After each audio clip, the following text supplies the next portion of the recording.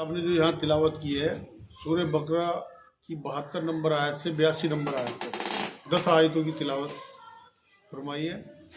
उसका तर्जुमा और हल्की फुल्की तफसीर आपके सामने पेश करूँगा इंशाअल्लाह। बस मेरी रिक्वेस्ट आप लोगों से यही है कि सुनने वाले जितने भी वीडियो देखने वाले हैं वो कुरान हाथ में रखेंगे तो इंशाअल्लाह आप लोगों के इल्म में इजाफा होगा। अल्हम्दुलिल्लाहि रब्बिल आलमीन वस्सलातु वस्सलामु अला रसूलिल करीम व अला आलिहि व सहाबिहि अजमईन अम्मा बाद। औज़ु बिल्लाहि मिनश शैतानिर रजीम बिस्मिल्लाहिर रहमानिर रहीम। 72 नंबर आयत से शुरू है। आज शुरू करता हूँ अल्लाह ताला के नाम से जो बड़ा मेहरबान निहायत रहम फरमाने वाला है। जब तुमने एक शख्स को कत्ल कर डाला फिर उसमें इख्तलाफ करने लगे और तुम्हारी पोशीदगी को अल्लाह ताला जाहिर करने वाला था।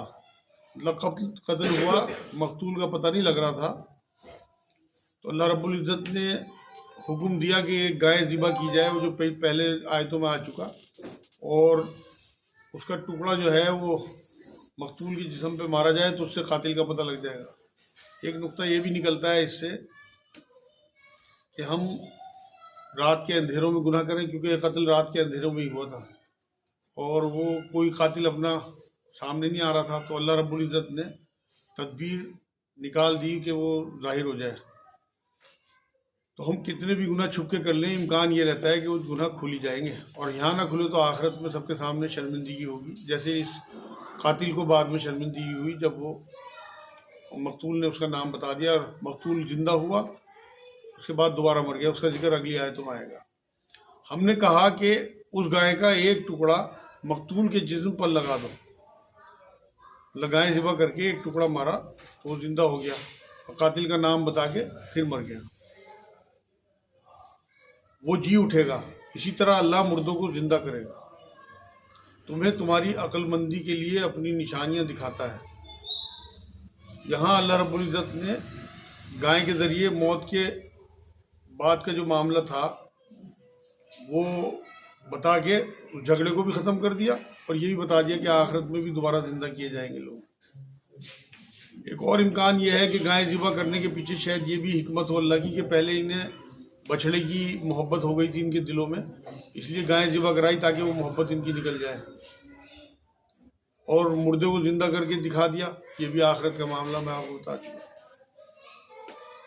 फिर उसके बाद तुम्हारे दिल पत्थर जैसे बल्कि उससे भी ज़्यादा सख्त हो गए।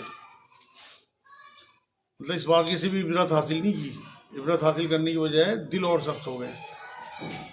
हदीस पाक में आता है कि अगर दिलों की सख्ती महसूस हो तो दिलों की सख्ती दूर करने के लिए जब एक सहाबी ने पूछा कि हुजूर क्या करें, तो फरमाया हुजूर ने कि मिस्कीन के सर पे हाथ रख दिया करो, दिलों की सख्ती कम हो जाएगी। यहाँ कहा कि तुम्हारे दिल ज़्यादा सख्त हो गए। बाज़ पत्थरों से तो नहरें बह निकलती हैं, मतलब नफ़ादार पत्थर भी हैं दुनिया में, और बाज़ फट जाते हैं और उनसे पानी निकल आता है, मतलब लोगों के लिए फ़ायदा पहुँचाने के लिए पानी आता है उनसे, और बाद अल्लाह ताला के डर से गिर पड़ते हैं, मतलब खशियत इलाही से। और तुम अल्लाह ताला को अपने अमाल से गाफिल ना जानो। अल्लाह को सब पता है कि कौन क्या कर रहा है, रात के अंधेरों में हो, दिन के उजाले में हो, छुपा के हो, जाहिर करके हो, हर गुनाह का अल्लाह को पता है। मुसलमानों, क्या तुम्हारी ख्वाहिश है कि ये लोग ईमानदार बन जाएं? हालांकि इनमें ऐसे लोग भी हैं जो कलामुल्लाह को सुनकर अक्ल व इल्म वाले होते हुए भी बदल डाला करते हैं, मतलब जानबूझ के बदल देते हैं। साहबा सोचते थे यहूद के बारे में कि ये क्योंकि पिछले किताब रखते हैं, इन्होंने पढ़ा हुआ है, रसूल सल्लल्लाहु अलैहि वसल्लम की पेशिगोई इनके पास है, ये ईमान में आ जाएंगे, मगर वो तो कलाम को ही बदल देते थे। जब ईमान वालों से मिलते हैं तो अपनी ईमानदारी जाहिर करते हैं। मतलब यहूदियों में जो मुनाफिक थे, जिन्हें पक्का पता था कि हुज़ूर सल्लल्लाहु अलैहि वसल्लम और ये कुरान हक़ है, उनके बारे में कि जब ईमान वालों से मिलते थे तो बताते थे कि हमें पता है सारा कुछ ये आने वाला है, तो अपनी ईमानदारी जाहिर करते थे। और जब आपस में मिलते तो कहते हैं कि मुसलमानों को क्यों वो बातें पहुँचाते हो जो अल्लाह ताला ने तुम्हें सिखाई हैं। मतलब हुज़ूर सल्लल्लाहु अलैहि वसल्लम की आने की जो खुशखबरी हमारी किताबों में है, इन्हें क्यों बताते हो? कोई भी हक़ मुसलमानों को ना बताया करो, वरना ये आखिरत में हमारे ख़िलाफ़ अल्लाह के यहाँ गवाही देंगे। क्या जानते नहीं कि ये तो अल्लाह ताला के पास تم پر ان کی حجت ہو جائے گی، مطلب ان کے پاس ایک ایسی شہادت ہوگی اگر تم نے قبول کر لیا ان کے سامنے کہ یہ تمہارے لیے حجت کا کام کرے گی، اور وہاں یہ تمہارے خلاف گواہی دیں گے۔ کیا یہ نہیں جانتے کہ اللہ تعالیٰ ان کی پوشیدگی اور ظاہر باری سب کو جانتا ہے؟ مطلب وحی کے ذریعے اپنے نبی کو بتا دیتا ہے اللہ پاک، جو بھی یہ پوشیدہ کوئی بات کریں یا ظاہر کوئی بات کریں۔ ان میں سے بعض ان پڑھ ایسے بھی ہیں کہ جو کتاب کے صرف ظاہری الفاظ کو ہی جانتے ہیں اور صرف گمان اور اٹکل ہی پر ہیں۔ اللہ عوام کا حال یہ تھا اس ٹائم کہ صرف ظاہری الفاظ، جیسے آج ہم صرف قرآن کی تلاوت کرتے ہیں، نہ تو ہمیں پتہ کہ قرآن میں کیا ہے، ہمارے لیے کیا ہے رہنمائی اللہ نے بھیجی، یا کسی قسم کا کوئی ترجمہ ہم پڑھنے کو تیار نہیں ہے، اس پہ زندگی کس طرح گزاریں، کس طرح عمل کریں، صرف ہمیں تلاوت کا پتہ ہے۔ یہ کہتے تھے کہ ہم اسرائیلی ہیں، بس بخشے بخشائے ہیں۔ جیسے آج مسلمانوں میں بہت ساری وشفل تھنکنگ ہے کہ ہم تو بخشے ہی جائیں گے، ہر حال میں ایمان والے ہیں۔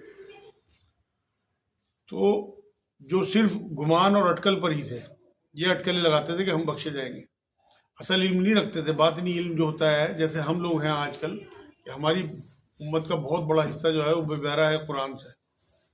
سورہ فرقان میں اللہ رب العزت نے اپنے نبی کے ذریعے 30 نمبر آیت میں بات کہلائی ہے کہ نبی قیامت میں اللہ سے شکایت کریں گے کہ اللہ، میری امت کے بہت سارے لوگوں نے قرآن کو چھوڑے رکھا تھا۔ وہ چھوڑنا یہی ہے کہ آپ تلاوت کرتے رہیں، صرف نہ اس پہ عمل کریں، نہ اس کی تبلیغ کریں، اور نہ اسے سمجھیں کہ اللہ کیا چاہتا ہے ہمارے۔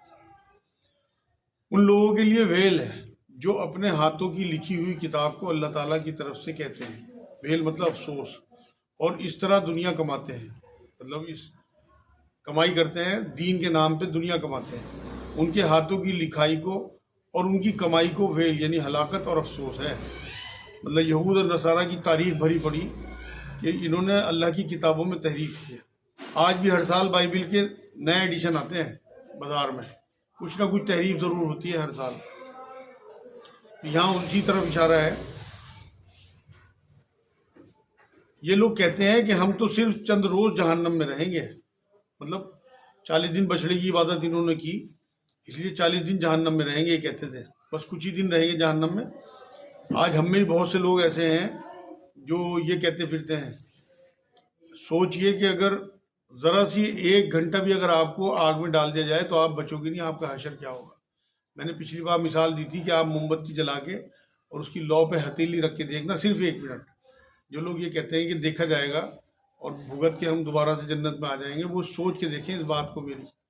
1 گھنٹہ آپ چلو 1 منٹ رکھ کے دکھا دو مجھے لو پہ ہاتھ، کتنی 69 گنا زیادہ آگ ہے یہاں کی۔ دنیا کی جو سب سے زیادہ آگ ہے وہ میں نے خود دیکھی، بھلائی ایک جگہ ہے مدھیہ پردیش میں وہاں گیا تھا، تو وہاں لوہے کے کارخانے تھے، میں نے لوہے کو بہتے ہوئے دیکھا۔ اتنی تیز آگ پہ اسے جو ہے بہایا جاتا ہے لوہے کو، اور پھر اس سے اوزار بنتے ہیں اس کارخانے میں۔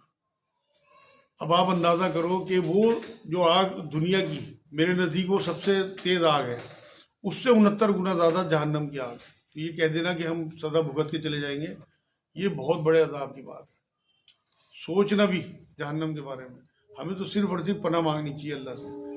دوسری بات یہ ہے کہ وہاں اس طرح کے سانپ اور بچھو ہوں گے۔ میں نے مثال دی تھی ایک بار کہ اگر آپ کو 10 بائی 10 کے کمرے میں، جیسا میرا آفس ہے چھوٹا سا، اگر آپ کو 2-4 بچھو اور 2-4 سانپوں کے ساتھ ہی بند کر دیا جائے اور صرف آدھے گھنٹے کے لیے، آپ رہ نہیں سکتے۔ وہاں تو قرآن کی آیتیں بتاتی ہیں بہت سارے لوگ تو ہیں جو ساری عمر جہنم میں رہیں گے، اور بہت سارے لوگوں کے بارے میں یہ بھی آتا ہے کہ بھئی جن کے دلوں میں رائی کے دانے کے برابر بھی ایمان ہوگا تو وہ سزا بھگت کے جنت میں آئیں۔ لیکن سزا بھگتنا آسان ہے۔ میں نے ذرا سی مثال آپ کے سامنے دی، آپ اس بات کا تصور کر کے دیکھنا کہ آپ کو 10 بائی 10 کے کمرے میں 4-6 بچھو اور 4-6 سانپوں کے ساتھ، وہاں تو چٹا لگا ہوا ہوگا، آپ کس طرح کاٹ سکتے ہو ٹائی؟ تو اس لیے یہ سوچ لینا یہ بہت بڑے گناہ کی بات ہے، اور اپنے آپ میں جرت کی بات ہے اللہ کے آگے۔ صرف اللہ سے پناہ مانگتے رہیں تبھی کام ہوگا، کیونکہ وہاں 69 درجے آگ زیادہ ہوگی۔ یہاں یہ فرمایا، یہ لوگ کہتے ہیں کہ ہم تو صرف چند روز ہی جہنم میں رہیں گے۔ ان سے کہو کہ کیا تمہارے پاس اللہ کا کوئی پروانہ ہے؟ مطلب اللہ نے کوئی تمہیں سند دے رکھی اس طرح کی کہ تم اللہ کے لاڈلے ہو کہ چند دن تم جہنم میں رہو گے، اس کے بعد جنت میں آ جاؤ گے؟ اگر ہے تو یقیناً اللہ تعالیٰ اپنے وعدے کا خلاف نہیں کرے گا.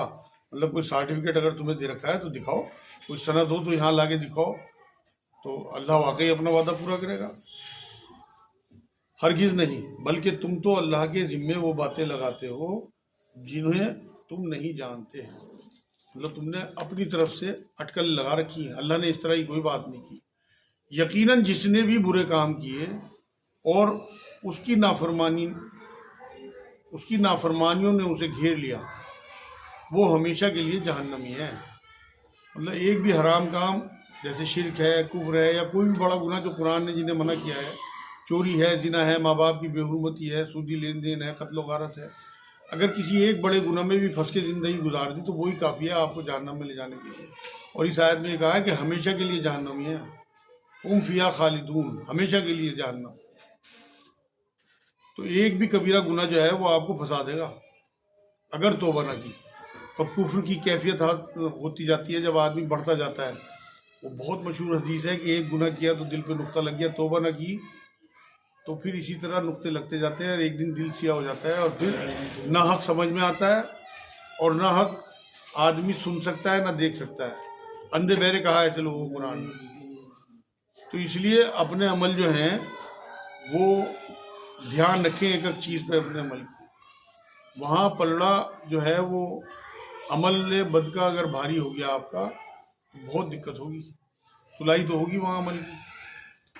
تو اس لیے بہت دھیان سے بڑھنے کی ضرورت ہے میرے بھائی.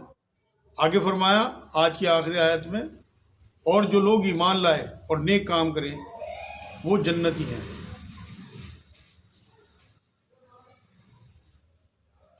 جو جنت میں ہمیشہ رہیں گے. جنت کے بارے میں تو یہ بات آتی ہے جو ایک بار جنت میں چلا گیا وہاں سے نکالا نہیں جائے گا. دوزخ کے بارے میں تو یہ ہے کہ جن کے رائی کے دانے کے برابر بھی ایمان ہوگا انہیں باہر نکال لائیں گے حضور صلی اللہ علیہ وسلم کی شفاعت سے. بہت سارے لوگ باہر آئیں گے، لیکن جنت کے بارے میں یہ بات ہے کہ ایک بار جنت میں جانے کے بعد اسے باہر نہیں کیا جائے گا. تو جنت جو ہے اس میں سب سے اعلیٰ مقام جو ہے وہ جنت الفردوس کا ہے.